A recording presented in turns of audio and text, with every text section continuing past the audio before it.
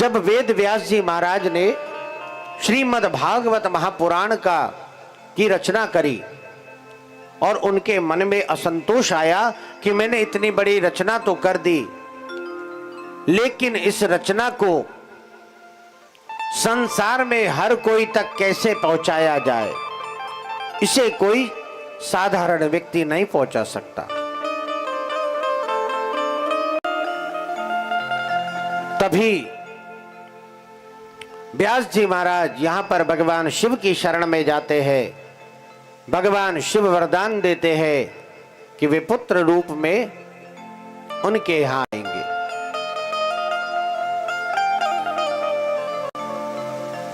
समय बीता, काल बीता, अब यहां पर कथा आती है भगवान शिव और पार्वती की। एक बार माता पार्वती भगवान शिव के साथ कैलाश में है। उनके विवाह की कथा तो बाद में आएगी, पहले अमर कथा की कथा सुनते हैं कि सुखदेव जी कैसे आए।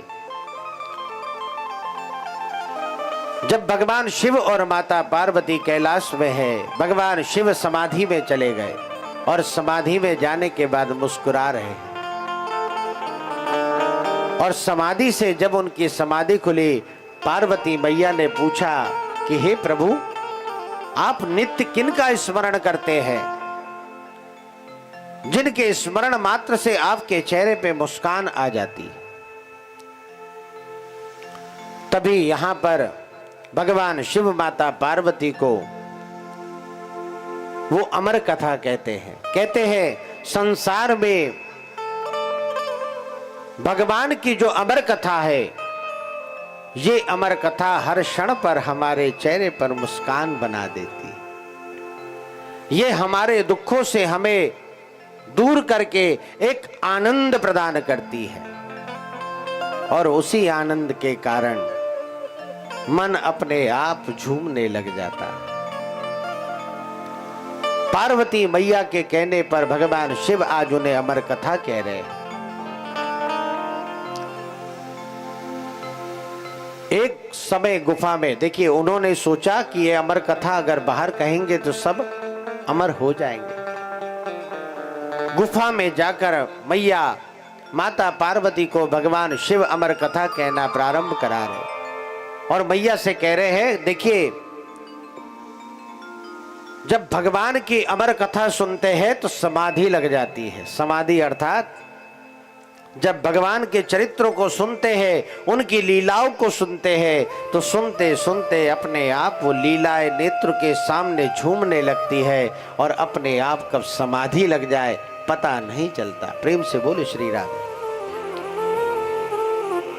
इसलिए जो लोग कथा में बैठे बैठे सुनते सुनते सो जाते हैं, उनके लिए कोई बुराइयां नहीं, क्योंकि समाधि लग जाती।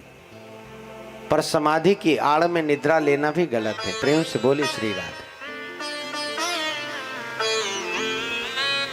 समाधि का भाव अर्थात अपने आप को कथा में डुबो देना और उस कथा के प्रसंग में अपने आप को महसूस करना, तब अपने आप आपको समाधि लग जाती। मैया से कहा कि हे पार्वती, अगर आपको वो कथा सुनना है तो आपको हुंकारा देना है, जिससे पता चलता रहेगा कि आप कथा सुन रही है या नहीं। ध्यान रहे कि कथा सुनने के बाद समाधि लग जाती। भगवान ने यहां पर अमर कथा कहना प्रारंभ करी। समय बीता, जब कुछ देर हुई, माता पार्वती को अपने आप समाधि लग गई।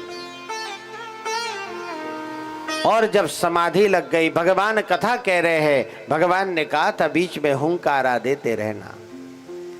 उसी जगह पर एक शुक बैठा हुआ था, एक तोता बैठा हुआ था, जो उस कथा को सुन रहा था। और कहते अमर कथा जब सुन लेते हैं तो विवेक की वृद्धि हो जाती। मैंने सुना ना, अभी पहले हमने कहा कि भागवत जी से ज्ञान और वैराग्य दोनों चैतन्य हो गए थे, सुना है ना हमने पहले। शुक को अमर कथा सुनने के कारण ज्ञान हो गया, इसलिए वह मनुष्य की भांति हुंकारा देने लगा। उसने सोचा कि अगर भगवान को पता चल गया कि माता को समाधि लग गई है तो वह कथा कहना बंद कर देंगे। तो उस ज्ञान के कारण वह शुक ने हुंकारा देना प्रारंभ कर दिया। और जब हुंकारा देने लगे, धीरे धीरे जब कथा संपन्न हुई, भगवान ने जैसे ही नेत्र खोले, देखा कि माता पार्वती को न जाने कब समाधि लग गई। उनके मन में संदेह आया कि जब इन्हें समाधि लग गई तो इस कथा को कौन सुन रहा था। तभी उनकी दृष्टि शुक पर पड़ी। उन्हें लगा कि इस शुक ने इस कथा को सुन लिया, ना जाने संसार में जाकर ये किस किस को यह कथा सुनाएगा। भगवान ने उसे मारने के लिए त्रिशूल छोड़ा और वही शुक घबराकर भागता हुआ व्यास पत्नी के गर्भ में आकर छुप गया। एक मां के आंचल में अगर बच्चा चला जाए तो उसे काल भी कभी कुछ नहीं कर सकता। प्रेम से बोलिए श्री राधे। हुंकारा जरूरी है साहब। भी पता चल गया ना कब कौन बाहर सुख सुन लेगा। पता चले हम समाधि में चले गए और दूसरा सुन के अमर हो जाए।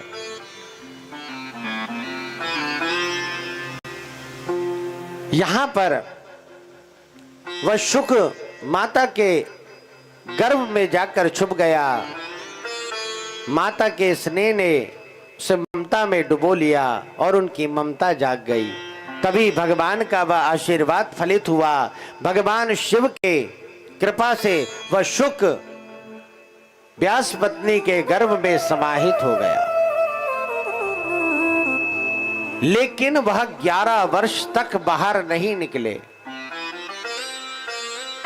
देखिए, सोच कर देखिए, जब एक बच्चा मां के गर्भ में 8 माह 9 माह रहता है तो माता को कितनी पीड़ा होती है। लेकिन वही बच्चा अगर 11 वर्ष तक गर्भ में रहेगा तो उस मां का क्या होगा। हर बार मां पुकारती कि हे पुत्र, मुझे पीड़ा हो रही है, अब पीड़ा से मुक्ति दे। लेकिन सुखदेव जी मना कर देते। भाई, जो अमर कथा सुन लेगा, जो अमर कथा सुन चुका है, जो अमर हो चुका है, और जिसे अमर का मतलब जिसके रोम रोम में भगवान समा गए हो, उसे ये माया में अगर आएगा तो माया कहीं घेर ना ले, इसलिए वह इस माया के संसार में नहीं आना चाह रहे थे। माता ने बार बार कहा, लेकिन सुखदेव जी ने नहीं सुना। तभी भगवान विष्णु से प्रार्थना करी। भगवान विष्णु ने यहाँ सुखदेव जी को आशीर्वाद दिया, कहा कि इस संसार में माया तुम्हारा कुछ नहीं करेगी, अब तुम माता के गर्भ से आ जाओ। जब भगवान ने आशीर्वाद दिया तब यहाँ पर माता के गर्भ से सुखदेव जी प्रकट हुए। बोलिए सुखदेव जी महाराज की जय हो। देखिए, सुखदेव जी प्रकट जरूर हुए, लेकिन माया उन्हें घेर ना ले, इसलिए प्रकट होते ही तुरंत वहां से वो वन की ओर जाने लगे। अब जैसे ही वन की ओर जाने लगे, पिता ने रोका, लेकिन उन्होंने एक न सुनी। कहा कि ये माता पिता भाई बहन ये संबंध सब माया का ही एक प्रपंच है। अगर मैं इसमें फंस गया तो ये माया मुझे कभी उभरने नहीं देगी। व्यास जी को फिर असंतोष हुआ।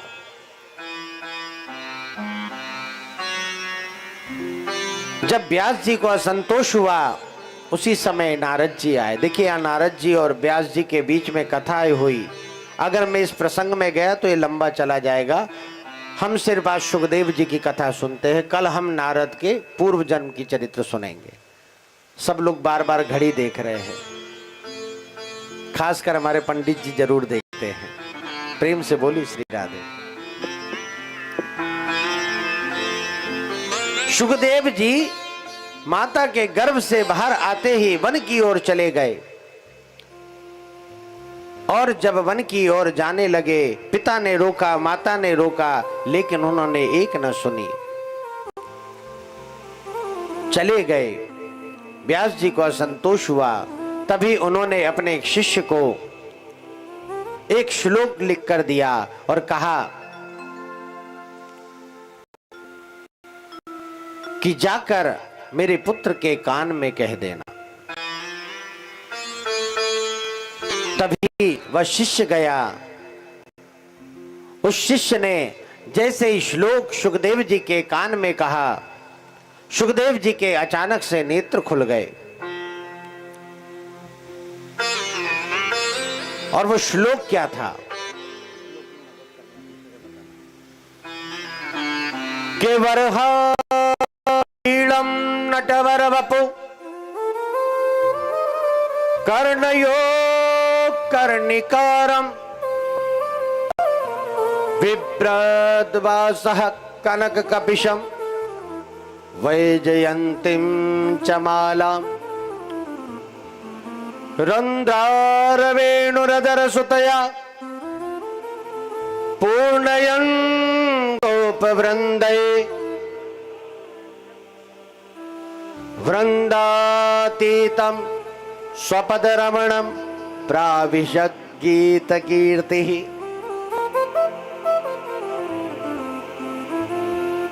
अर्थात जिन्होंने मोर का मुकुट धारण किया है और जो नित्य भक्तों की सारी पीड़ाओं का अंत करते हैं, जो सावले सलोने हर भक्तों के दुख को पहचान लेते हैं और जो नित्य हर एक भक्त के हृदय में वास करते हैं, ऐसे गोविंद को हम प्रणाम करते हैं। जैसे ही सुखदेव जी ने सुना, उनके नेत्र खुल गए। उन्होंने कहा कि श्लोक किसने कहा?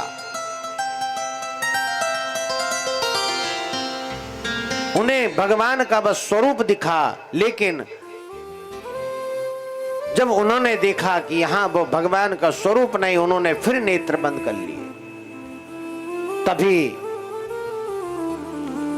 वही शिष्य दूसरा श्लोक उनके कान में कहता है और जैसे ही दूसरा श्लोक कहा, अब तो मानो सुखदेव जी ने नेत्र खोल दिए और नेत्र खोलकर पूछने लगे कि ये श्लोक किसने सुनाए, मुझे और श्लोक सुनाइए। देखिए, जो हरि की कथा सुनेगा उसे हरि की कथा ही अच्छी लगेगी और जो जग की कथा सुनेगा उसे जग की कथा अच्छी लगेगी, अर्थात चुटकुल्ले। प्रेम से बोली श्री राधे। सुखदेव जी ने कहा कि मुझे और श्लोक सुनाइए। तभी वह शिष्य ने कहा कि हे सुखदेव जी, हमें आपके पिता ने ये 2 श्लोक ही लिख कर दिए थे। कहा कि अगर उन्हें ज्यादा सुनने की इच्छा होगी तो कहिएगा कि आपके पिता के पास इसका भंडार रखा है। तभी सुखदेव जी यहाँ पर आज पुनः अपने पिता के पास आए। देखिए, पिता के पास ममता या मोह के कारण नहीं, ज्ञान और भगवान के उस स्वरूप को जानने के लिए, उन श्लोकों का ज्ञान लेने के लिए सुखदेव जी आज व्यास जी के पास आए। व्यास जी महाराज ने सुखदेव जी को यथावत 18,000 श्लोकों का ज्ञान दिया, अध्ययन कराया। सुखदेव जी ने सारा ज्ञान लिया और वहां से वह पुनः वन की ओर चले गए। प्रेम से बोले श्री राधे।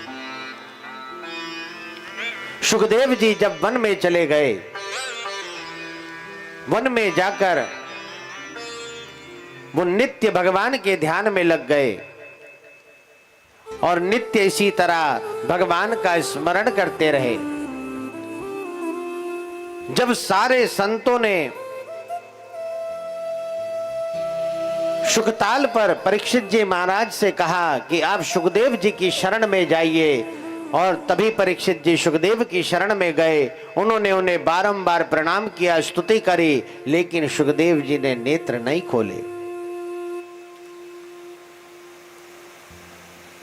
और जब परीक्षित जी ने पूछा, परीक्षित जी ने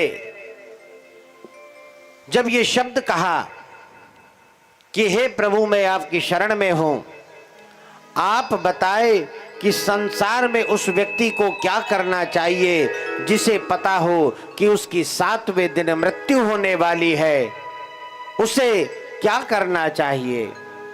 जैसे ही परीक्षित ने ये शब्द कहे, सुखदेव जी के नेत्र खुले। सुखदेव जी ने कहा कि धन्य है परीक्षित,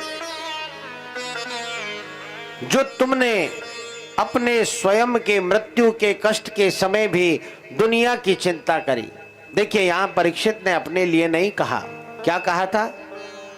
उस संसार के उस व्यक्ति को क्या करना चाहिए जिसकी मृत्यु 7वें दिन होने वाली हो। अर्थात ये प्रश्न तो हर किसी का है।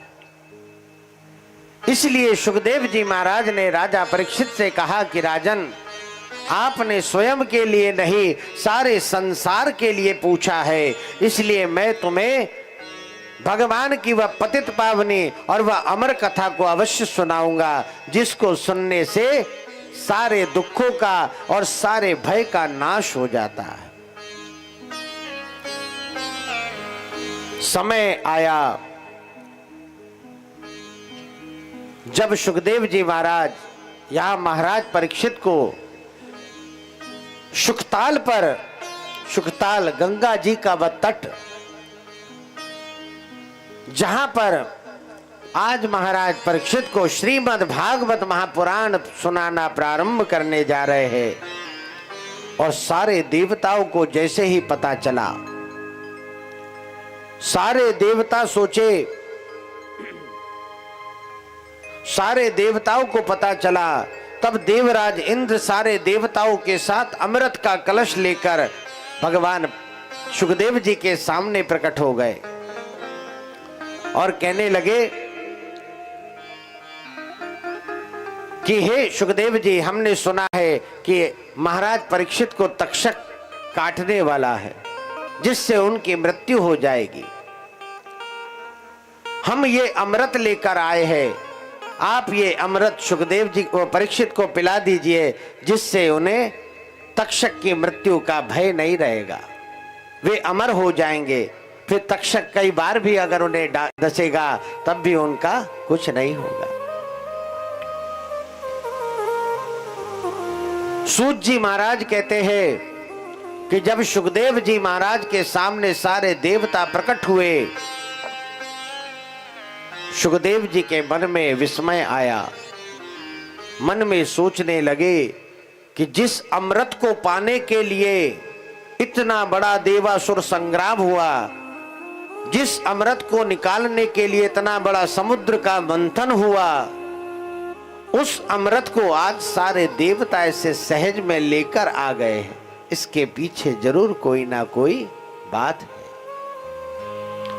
क्योंकि जब यही अमृत की आवश्यकता पड़ी, तब गरुड़ जी महाराज, विनीता के पुत्र गरुड़ जी, अपनी माता को ऋण से मुक्त करने के लिए, गरुड़ जी महाराज जब ऋण में बंध गए थे तो माता कद्रू के जो पुत्र सर्प गरुड़ जी के ऊपर चढ़ जाते थे, उन्हें परेशान करते थे, खेलते थे उनके साथ, और गरुड़ जी को क्रोध आता था। तभी अपनी माता से उन्होंने पूछा कि हे माता, क्या इन कष्ट से, इस ऋण से मुक्त होने का कोई उपाय नहीं है? तभी माता विनीता वो कहती है कि अगर अमृत की बूंद लाकर आप कद्रू पुत्रों को दे देंगे तो आपको वह ऋण से मुक्त कर देंगे। तब गरुड़ जी महाराज यही अमृत को लेने के लिए देवताओं के पास गए, और जब देवताओं ने मना कर दिया तो उनके साथ युद्ध करके उस अमृत को पाया उन्होंने, और आज वही अमृत सारे देवता लेकर आज सहज में परीक्षित को पिलाने चले आए। सुखदेव जी ने पूछा कि हे देवता, हे देवराज, आप पहले तो अपने आने का कारण बताएं, क्योंकि जिस अमृत को पाने के लिए इतना बड़ा देवासुर संग्राम हुआ, वो अमृत आप ऐसे सहज तो किसी को नहीं देंगे। जिस अमृत को बांटने के लिए भगवान को मोहिनी का अवतार लेना पड़ा, जिस अमृत के कारण आज ग्रहों के बीच में 2 ग्रह बढ़ गए, राहु और केतु, उसी अमृत को आज आप सहज देने आए हैं, क्या कारण है? तभी देवराज कहने लगे कि हे सुखदेव जी, ये अमृत पीकर परीक्षित मृत्यु के भय से मुक्त हो जाएंगे। इसके बदले जो आप भागवत जी परीक्षित को सुनाने जा रहे थे, वो भागवत जी हम सारे देवताओं को सुना दीजिए। देखिए, ये कहानी आज से नहीं, पहले से है कि अगर कोई अचानक से आकर आपका हितैषी बन जाए और अचानक से आकर आपसे मीठी मीठी बातें बोलने लग जाए और आपका विश्वास जीत ले, समझ लो कोई ना कोई बड़ा स्वार्थ आपसे छिपा है, तब वो आपके पास आया है। तुलसीदास जी ने भी कहा है, स्वार्थ लाग करहे सब प्रीति, सुरजन मुनि सब की यह रीति।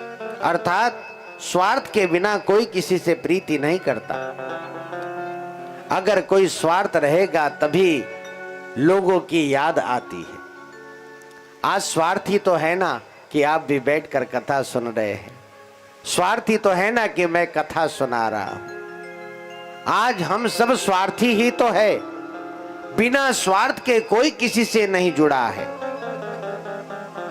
आपका स्वार्थ यह है कि आपके पितरों को तृप्ति मिल जाए, और हमारा स्वार्थ यह है कि आपके पितरों को तारते तारते एक नाम हमारी श्रेणी में भी जुड़ जाएगा कि हमने इतने लोगों के मुख से भगवान का नाम निकलवाया। प्रेम से बोलिए श्री राधे। ये सारा हमारे खाते में भी जुड़ेगा साहब। हम हमारा बैंक बैलेंस जोड़ रहे हैं, क्योंकि नित्य तो नाम नहीं ले सकते, और किसी से अगर बार बार नाम निकलवा लेंगे तो उस नाम का प्रभाव, थोड़ा सा फल तो हमें भी मिलेगा ना साहब। प्रेम से बोलिए श्री राधे, श्री राधे। सुखदेव जी ने देवताओं से कहा कि अगर आप याचक बनकर आते और आकर अगर कथा में बैठते तो मैं आपको भागवत जरूर सुनाता, लेकिन आप यहां पर अपने पद का अभिमान लेकर आए हैं और आप आश्रय लेकर आए। आश्रय अर्थात अमृत का कलश। आजकल ये फोन लगाकर अपना लोग वो ऊपर से लगवाते ना दबाव कि हमारा काम करवा देना,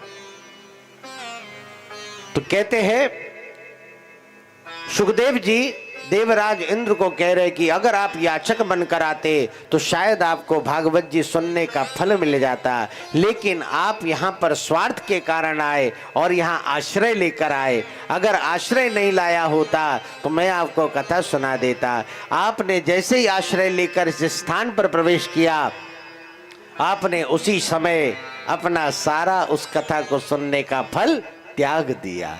आप उस योग्य नहीं है। कहते कथा में, सत्संग में, संकीर्तन में कभी भी अपने पद का अभिमान लेकर नहीं आना चाहिए। जब पद का अभिमान हम त्याग देते हैं तभी हम कुछ पा सकते हैं। पद की गरिमा अभिमान में हम कुछ पा नहीं सकते। सुखदेव जी ने सारे देवताओं को मना कर दिया। सारे देवता निराश होकर लौट गए और यहाँ पर तब सूत जी महाराज से शौनक ऋषियों ने पूछा कि क्या सच में भागवत जी अमृत के कलश से भी बड़ी है? तभी यहां पर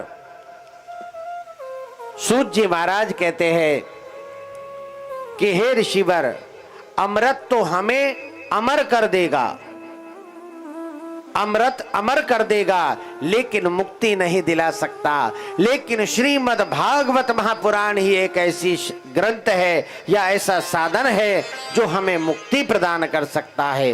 बोले श्रीमद् भागवत महापुराण की जय हो।